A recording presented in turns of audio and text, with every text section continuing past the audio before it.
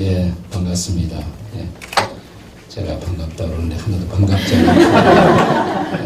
철자리를 쳐가지고. 예, 저는 우리 한국 민족사에 가장 커다란 과제가 있다면 앞으로 한국이 평화롭게 남북이 통일되는 것인데, 요즘 우리 주변에 보시면 탈북하시는 분들도 많이 만나죠. 네, 그분들하고 얘기하다 보면 어떤 때는 북한 말이 굉장히 정겹더라고요. 그분들은 우리처럼 반갑습니다 그러는 게 아니라 악센트가 뒤에 가서 있죠. 반갑습니다 그러는데 그게 더 이렇게 정겹게 느껴질 때가 있어요. 이 통일을 갈망하는 마음으로 북한식으로 다시 한번 전후 좌우 앞뒤에 있는 분하고 반갑습니다 이렇게 한번 인사하세요. 시작. 한번 해보세요. 통일이 될 것 같습니다. 오늘 본문으로 제가 누가복음 15장을 읽었습니다. 누가복음 15장은 우리가 아주 익숙한 그런 장입니다. 누가복음 15장에 우리에게 익숙한 세 가지의 예수님의 유명한 비유가 나란히 기록되고 있습니다. 첫 번째 비유, 어떤 목자가 99마리 양을 놓아두고 잃어버린 한 마리 양을 찾는 이야기. 두 번째 비유, 어떤 여인이 잃어버린 은전 드라크마 하나를 등불을 켜고 집안의 구석구석을 쓸면서 찾는 이야기. 세 번째 비유, 어떤 아버지가 집 나간 자기의 둘째 아들을 애타게 찾고 기다리는 이야기. 드디어 둘째 아들이 돌아왔습니다. 아버지가 너무너무 기뻐서 동네 사람 초청하고 잔치를 열었습니다. 이 세 번째 비유가 제일 유명하죠. 돌탕의 비유 이렇게 부르죠. 돌탕, 돌아온 탕자의 이야기. 네. 자, 아버지가 동네 사람 초청하고 너무 기뻐 잔치를 열었는데, 그런데 기뻐하지 않았던 존재가 있었다는 것입니다. 누구였습니까? 네? 큰아들. 네. 네, 맞긴 맞아요. 하지만 큰아들보다 더 좋아하지 않았던 존재가 있었다면 아마도 송아지였을 것입니다. 송아지 잡아서 잔치했으니까. 네. 맞아요. 이 누가복음에는 이 세 가지 비유가만 기록된 것이 아니라 마지막에 네 번째 비유, 이 네 번째 비유를 맏아들의 비유, 큰아들의 비유 이렇게 일컬어집니다.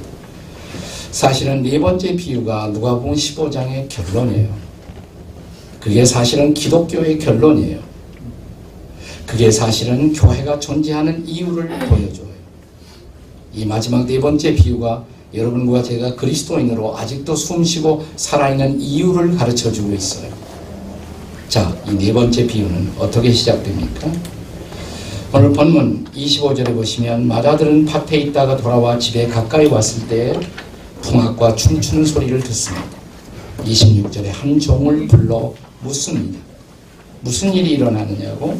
27절 대답하되 당신의 동생이 돌아왔으며 당신의 아버지가 건강한 그를 다시 맞아들이게 됨으로 인해서 살찐 송아지를 잡았다고. 28절에요. 그가 누구예요? 맏아들이, 큰아들이 노하여.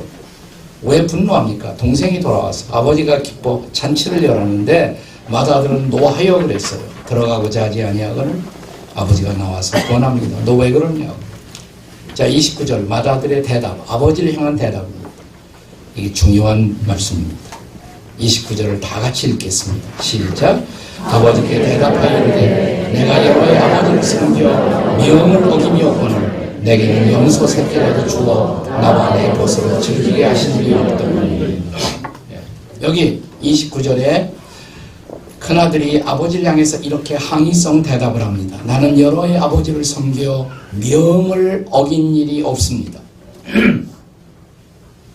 정말 명을 어긴 일이 없었을까? 결론부터 말씀을 드리면 이 맏아들은 아버지의 가장 중요한 두 가지 명령을 어기고 있었어요. 이 맏아들이 지켰어야만 했었던 아버지의 두 가지 명령, 이 명령 속에 바로 교회가 존재하는 사명이 있습니다. 여러분과 제가 구원받은 그리스도인으로 아직도 살아있는 이유가 있습니다.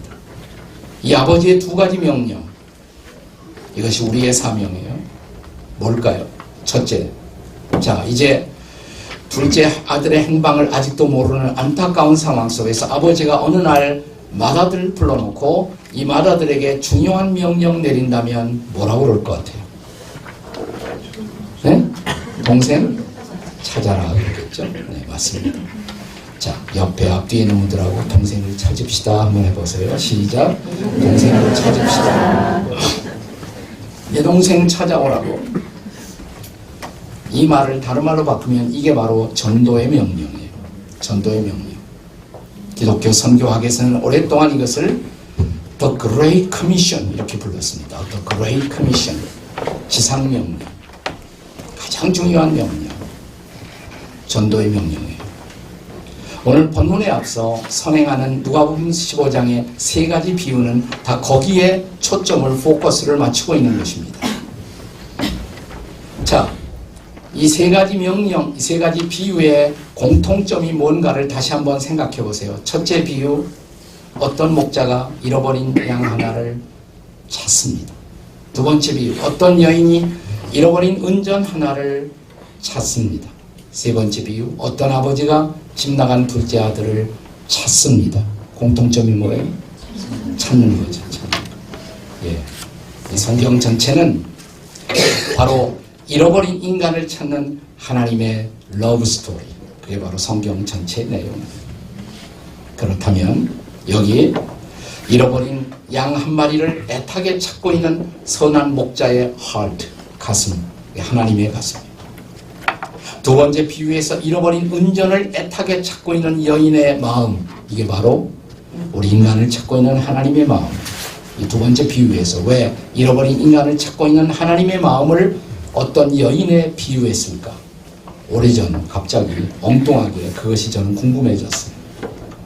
서울에서 택시를 타고 목적지에 가서 택시 요금을 주고 거스름을 받는 과정에서 동전 하나가 10원짜리 동전 하나가 택시 밑으로 굴러 들어갔어요.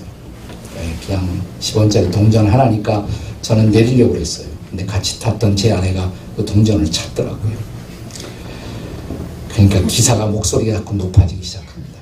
빨리 내리지 않고 뭐하고 있느냐. 너는 소리를 질러라. 나는 참는다.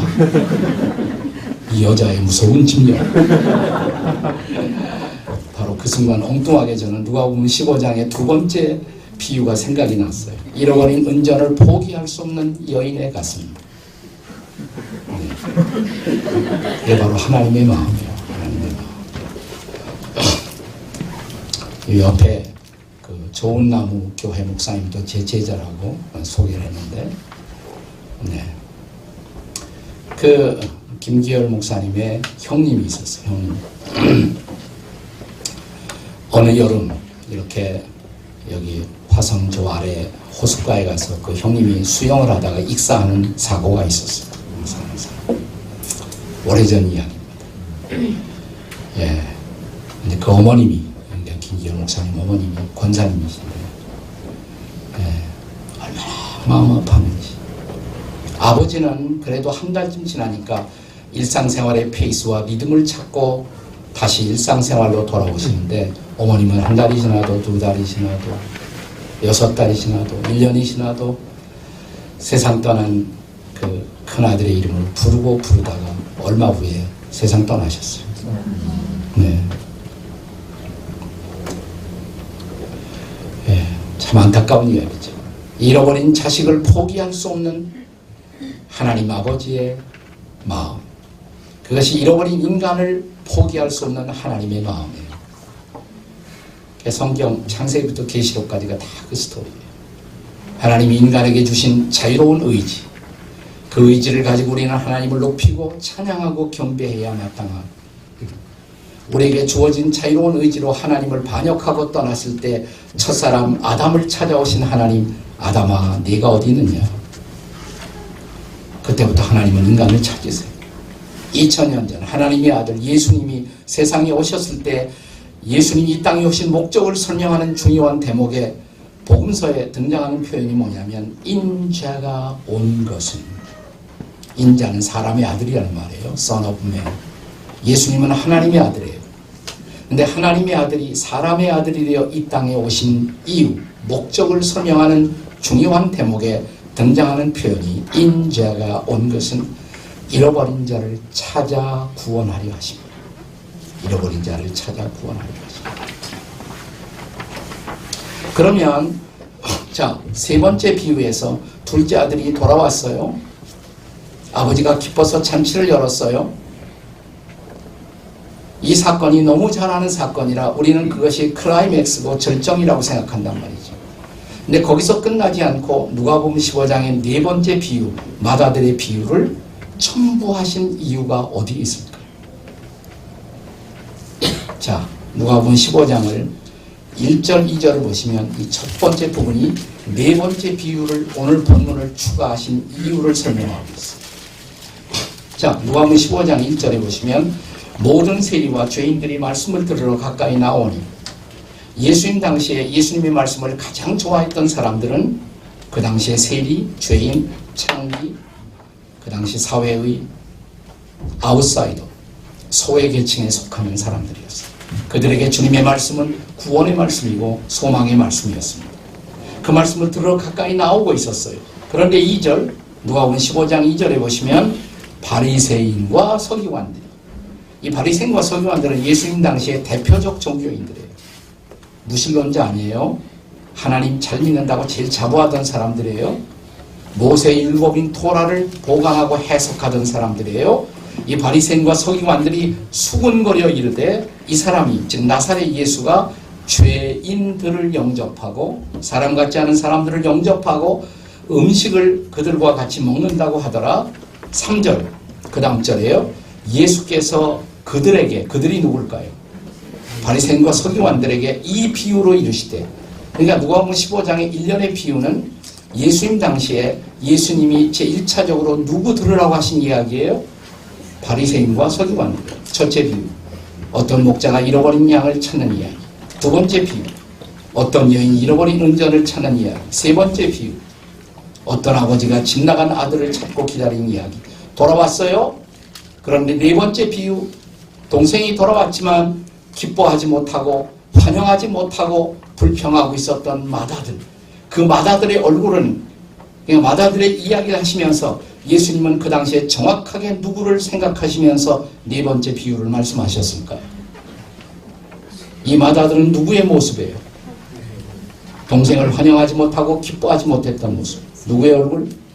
바리새인들이에요. 세리들이, 창기들이 예수 믿고 구원받는 것을 함께 기뻐하지 못했던 그 당시의 바리새인들. 왜 이런 얘기를 하셨을까요?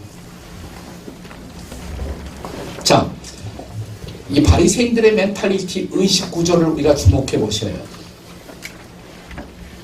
바리새인들의 멘탈리티는 어떤 의식 구조였을까? 자, 오늘 본문이 누가복음 15장인데 조금 더 가시면 16장, 17장, 18장 열어보세요. 누가복음 18장 9절 이하에 보시면 바리새인들이 또 등장해요. 누가복음 18장 9절, 또 자기를 의롭다고 믿고 다른 사람을 멸시하는 자들에게, 지금 누구 얘기하시려고 그럴까요? 바리새인들. 자기를 의롭다고 믿고 다른 사람을 멸시하는 자들에게 비유로 말씀하시되, 두 사람이 기도하러 성전에 올라가니 하나는 바리새인이요 또 하나는 세리라. 자, 11절, 바리새인은 서서 따로 기도하여, 성전에 돌아왔는데 바리새인은 따로 앉았어요. 항상 주일날이면 우리 목사님들이 예배 시간에 저 앞에부터 앉으세요. 그리고 좁혀 앉으셔서 옆에 다른 늦게 온 사람이 앉도록 해주세요.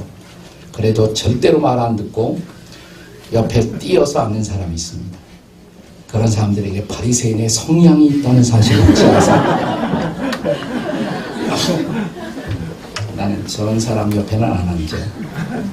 나는 저 사람하고는 달라. 나는 저런 인간은 상대 안 해. 네, 특별히 자기가 다른 사람이라고 생각하는 의식을 가진 사람. 자, 바리새인의 기도 소리를 들어보세요. 뭐라고 기도하고 있는가? 자, 여기 누가복음 18장에 계속되는 바리새인들의 기도. 18장 11절에 하나님이여, 나는 다른 사람들 토색, 불의, 간음을 하는 자들과 같지 아니하고 이 세리와도 같지 아니함을 감사합니다. 이 바리새인의 기도 속에 되풀이되는 반복하는 단어, 무슨 단어죠? 같지 않다. 나는 같지 않다. 나는 저 사람들하고 다르다. 저 간음하고 불의하고 도적질하는 사람들과 나는 다르다, 이 말이에요. 나는 저 바깥에서 죄짓고 사는 사람들과 나는 달라요. 나는 만세전부터 택정함을 입고 나는 주일날 교회 예배에 빠진 일이 별로 없고 항상 교회 안에서 열심히 봉사해왔고 나는 저 바깥에서 사는 사람과 달라요. 이것이 바로 뭐예요? 바리새인의 멘탈리티라. 그리고 보면 사랑하는 여러분, 저와 여러분도 바리새인이 될 수가 있다라는 이 중요한 자각이 필요한 것입니다. 자, 바리새인의 기도는 계속됩니다. 12절, 나는 일에 2번씩 금식하고 소득의 11조를 드리나이다. 자, 예수님 당시에 경건했던 사람들이 일주일에 1번은 금식했어요. 근데 바리새인들은 나는 일주일에 2번씩 금식한다고 고백합니다. 자, 바리새인들이 금식한 것이, 일주일에 2번씩 금식한 것이 잘못일까요? 잘못이 아닐까요? 대답이 어렵습니다. 바리새인들이 금식한 게 잘못이에요? 잘못이 아니에요? 잘못 아니죠. 1년 365날 하루 3끼씩 한 끼도 빠지지 않고 정확하게 찾아 잡수시는 신사숙녀 여러분. 내가 내 인생에 대한 하나님의 뜻을 찾기 위해서 식사 시간까지 단절하며 그 시간까지 기도하면서 금식하면서 하나님의 뜻을 찾아본 경험이 없다면 우리는 바리새인을 비난할 자격이 없어요. 바리새인들이 자, 소득의 11조를 드립니다. 11조 드린 게 잘못이에요? 잘못이 아니에요? 잘못 아니죠. 땀 흘려 일할 수 있는 건강, 일할 수 있는 지혜와 아이디어 하나님이 주셨기 때문에 내가 이만큼 소득을, 인컴을 얻을 수가 있었다는 사실을 알고 이 모든 것이 하나님으로 도왔음을 인정하고 하나님의 소유권을 인정하고 그 중에 구체적으로 10분의 1을 하나님 앞에 드려 이 모든 것이 하나님의 것임을 고백하는 고백, 11조의 고백. 이건 소중한 고백이에요. 내가 11조도 드릴 수 없다면 우리는 바리새인을 비난할 자격이 없어요. 그럼 뭐가 잘못이에요? 나는 금식하니까, 나는 11조 드리니까, 나는 주일 성수하니까, 주일날 교회 봉사도 하니까 할 일 다 했다는 거예요. 여러분, 이것이 정확하게 누가복음 15장에 나타난 마다들의 의식이라는 거 아세요? 마다들. 나는 내 동생처럼 바깥에 나가서 방황한 일도 없고 방탕한 일도 없고 죄를 지은 일도 없고 아버지 속상하게 만든 일도 없어요. 마다들의 얘기예요. 그런데 그 상황 속에서 아버지가 마다를 불러놓고 가장 중요한 명령을 한다면 무슨 명령한다? 내 동생 찾아오라. 동생이 돌아오기까지는 결코 마음이 편할 수 없는 아버지의 마음.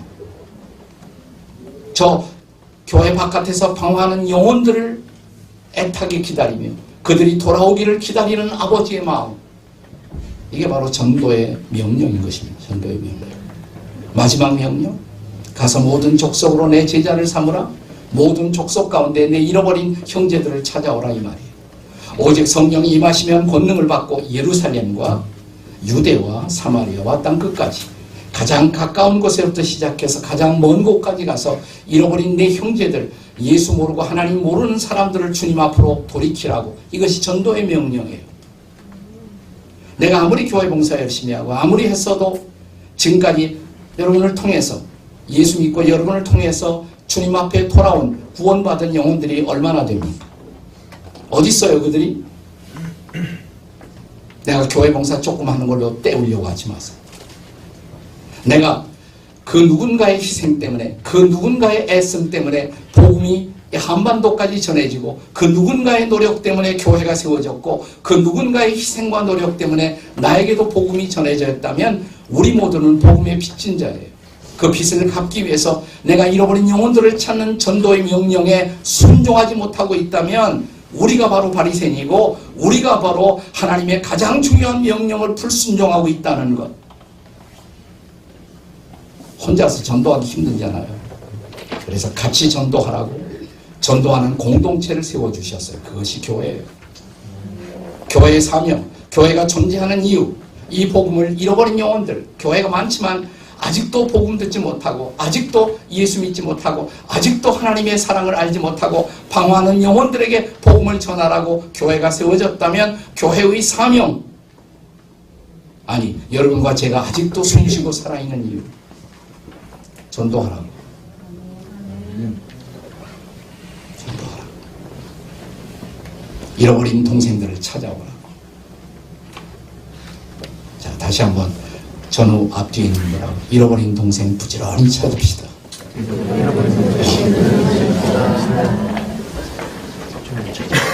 전도해야지, 이제 진짜 전도해야지. 네.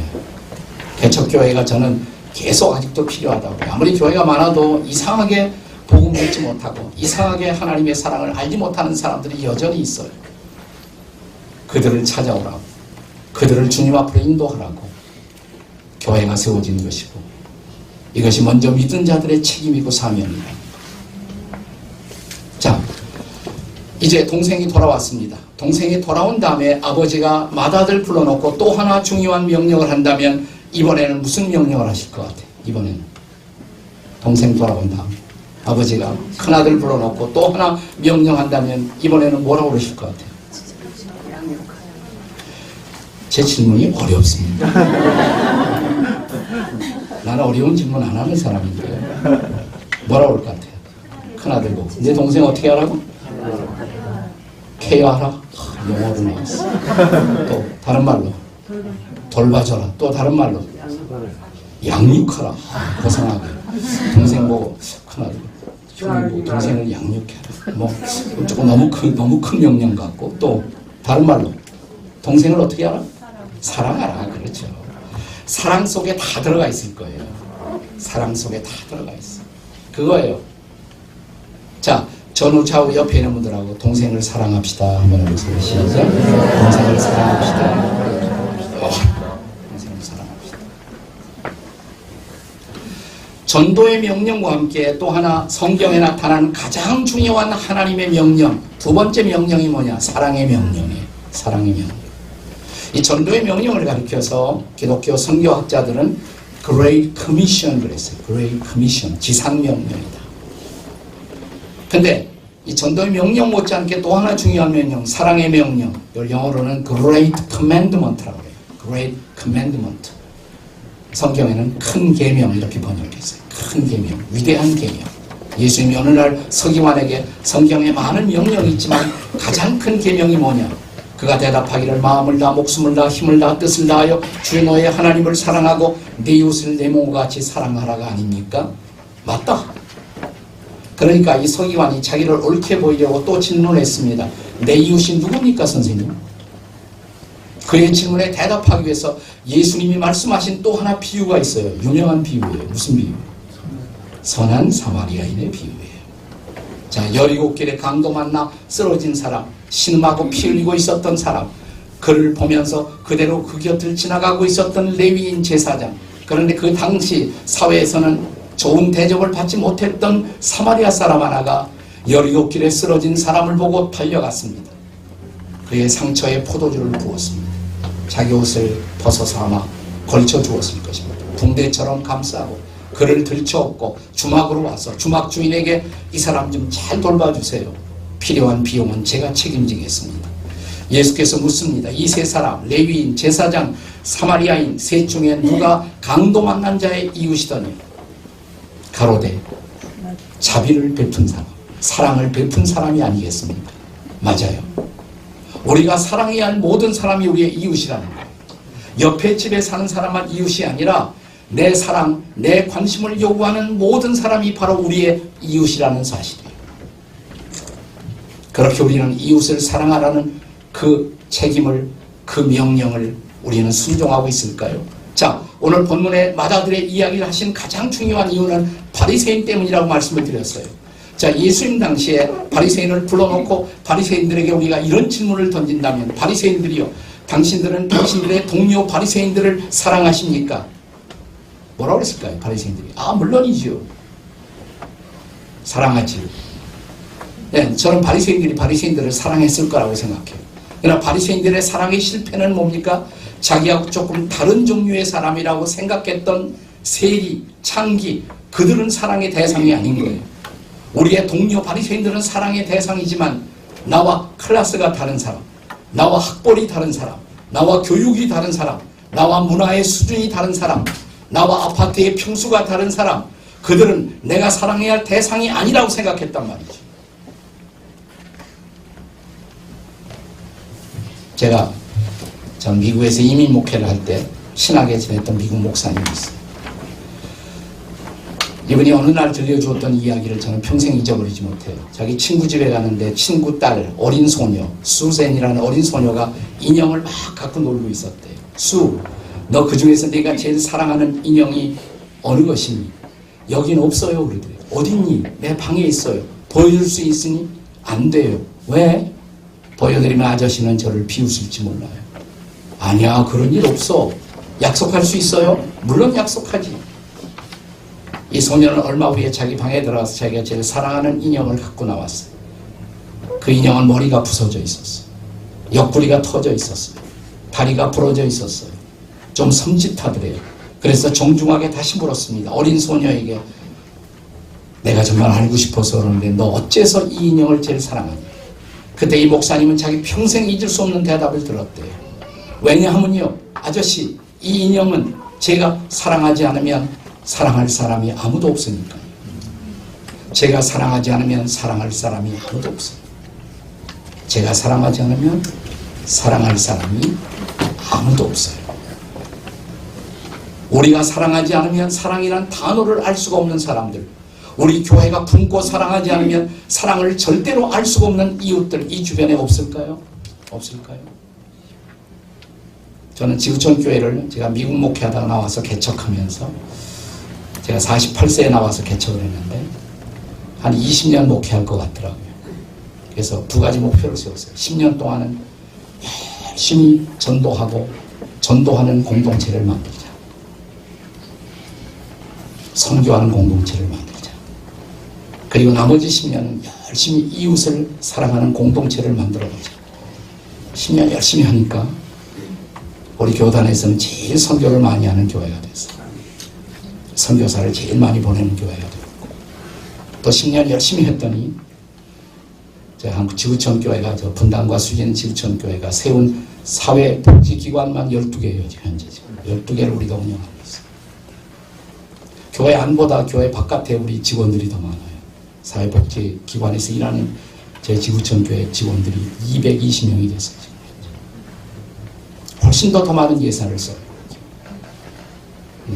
우리나라에서 제일 잘 모범적으로 섬기는 노인 복지관도 분당에 있고, 장애인 복지관도 수지에 있고, 장애인들을 위한 빵 공장, 또 그들을 치유하기 위한 치유센터, 여러 가지 다양한, 또 외국인들이 와서 정착하도록 돕는 다문화 복지 공동체, 수지 상현동에 있는 이런 것들.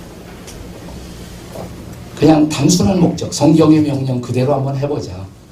성경 그대로 한번 해보자 했더니 또 10년 열심히 하고 제가 은퇴할 쯤 되니까 우리가 이웃들을 품고 함께하는 공동체가 됐어요. 중요한 것은 이거예요.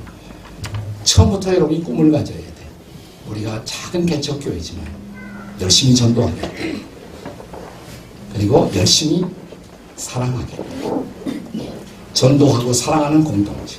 우리가 존재하는 이유, 우리는 사랑에 빚진 자들이에요. 누군가가 사랑을 주었어요. 우리 부모님에게, 우리 이웃들에게, 우리 선배들에게, 앞서간 모든 이들에게 우리는 사랑을 받았어요. 사랑에 빚진 자들이에요. 그 사랑 갚아야 하지 않겠어요?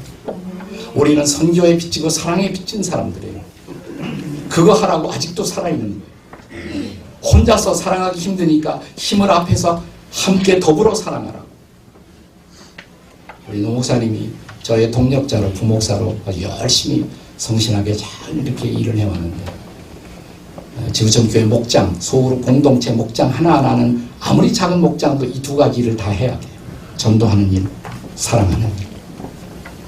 뭐 독거노인 한 사람이라도 품고 도와주는 일이라도 하라. 그거 하다 보니까 이렇게 지금은 뭐 많은 일들을 하게 되었지만, 처음에 개척할 때 아무것도 없었을 때부터 우리는 이 두 가지 목적을 가졌어요. 전도하고 사랑하자. 작은 일이라도 좋다. 전도하고 매주 사랑하는 일들을 하자. 매주 그렇게 하자. 전도와 사랑, 이 두 가지는 떨어져 있는 게 아니죠. 사랑하지 않고 어떻게 전도할 수가 있어요? 사랑하지 않고 전도한다면 그건 위선이죠.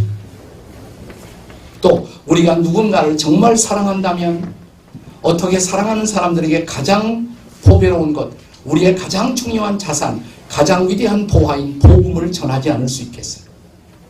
그래서 전도와 사랑은 동전의 양면 같은 것이에요. 함께 가야 돼요. 전도하고 사랑. 우리가 아직도 살아있는 이유, 전도하라고 사랑했어. 사랑하라. 사랑하면서 전도하라. 우리 지구촌교회 지금으로부터 꼭 1년 전에 정말 마지막에 열심히 전도하고 사랑하다가 작년 이맘때쯤 세상을 떠난 자매 하나가 있어요. 우리 노 목사님도 잘 아는 자매예요. 이 자매 어머님은 저희 교회 여전도사님이셨어요. 아버님은 건축, 우리가 5번째가 이렇게 교회당을 옮겨 다닐 때마다 건축 팀장으로 열심히 건축을 위해서 수고하셨던 분이에요. 그 딸인데, 딸. 유석경 자매라는 딸이 있었어요. 그가 작년 이맘때 직장암으로 세상을 떠났습니다. 떠나기 직전에 책을 썼어요. 그 책이 지금 우리나라의 기독교 베스트셀러예요. 하나님, 당신은 하나님을 오해했습니다. 당신은 하나님을 오해했습니다. 이 자매는 본래 서울 물리대 불문과 졸업하고 학원 강사가 됐어요. 학원 강사. 명강사였어요. 꽤 인기 있는 강사였어요. 그리고 그냥 보통 사람처럼 신앙생활을 했어요. 근데 어느 날 전도폭발 훈련을 받았어요. 교회에서 하는 전도폭발 훈련을 받고 내가 전도를 못했구나 그동안. 또 전도를 해보니까 전도가 이렇게 보람이 있구나. 전도하니까 너무너무 보람이 있는 거예요. 내가 학원 강사만 하고 인생 끝날 것이 아니라 전도 실컷 하고 내가 인생을 마무리했으면 좋겠다. 선교사로 가고 싶다. 근데 선교사 하려면 제대로 내가 신학 공부를 했으면 좋겠다. 어느 신학 가면 좋겠냐고 저를 찾아왔어요. 미국에 제가 다니던 신학교, 시카고의 트리니티 신학교를 제가 추천했어요. 그래서 그 신학교 갔어요. 그 신학교 졸업하려면 한 3년, 4년 걸리잖아요.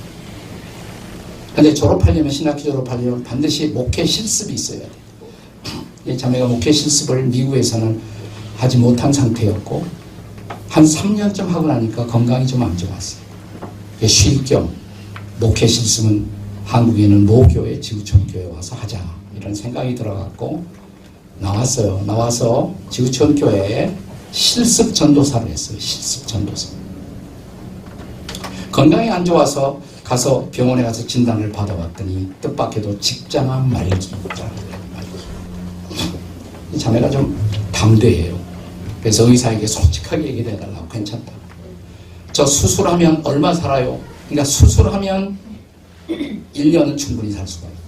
수술 안 하면요, 제가 6개월을 보장할 수가 없습니다. 그래요? 그럼 됐어요. 저 수술 안 받겠습니다. 제가 6개월 남았든 1년 남았든 그동안 못했던 전도 열심히 하고 저 하나님 앞에 간대요.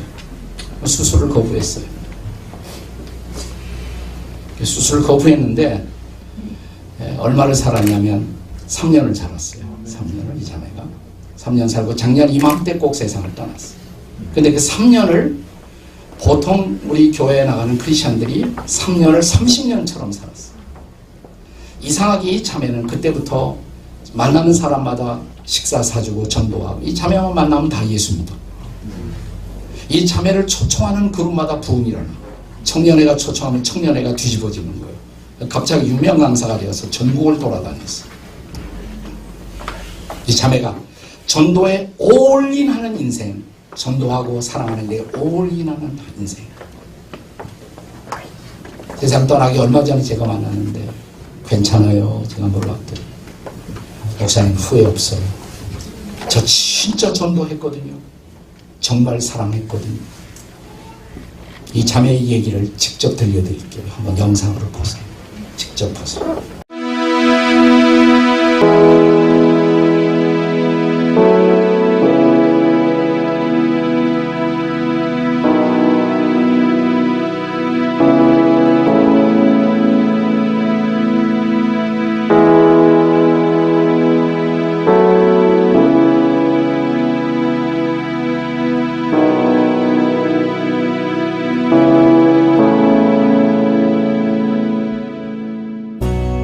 많은 분들이 하나님을 원망하냐고 했지만 저는 단 한 번도 하나님을 원망하지 않았습니다. 많은 사람들이 왜 도대체 너에게 이런 일이 일어났느냐 물어봤지만 저는 단 한 번도 하나님께 왜? 라는 질문을 하지 않았습니다. 그 이유는 저는 하나님을 이해하는 것이 아니라 신뢰하기 때문입니다. 나를 나보다 더 잘 아시고 나의 필요를 더 잘 아시고 또 나에게 가장 좋은 것을 주신다는 것을 확신합니다.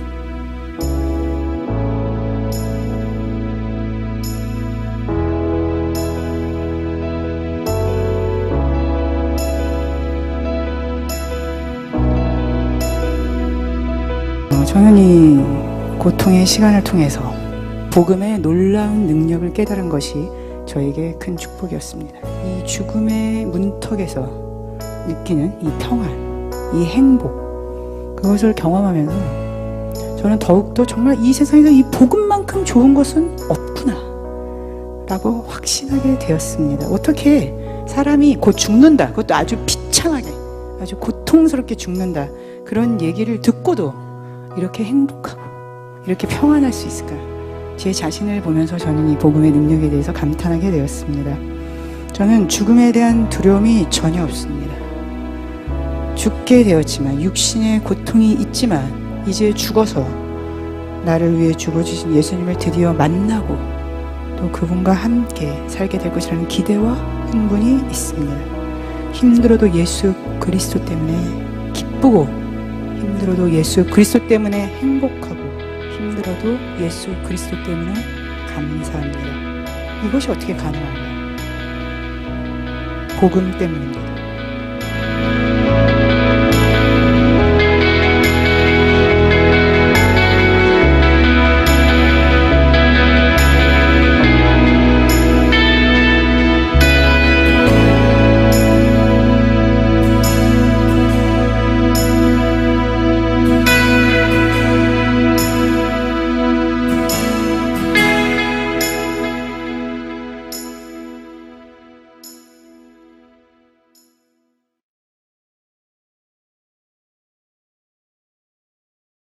석경 자매가 마지막으로 남겼던 메시지, 전도할 수 있어서 행복했습니다. 사랑할 수 있어서 행복했습니다.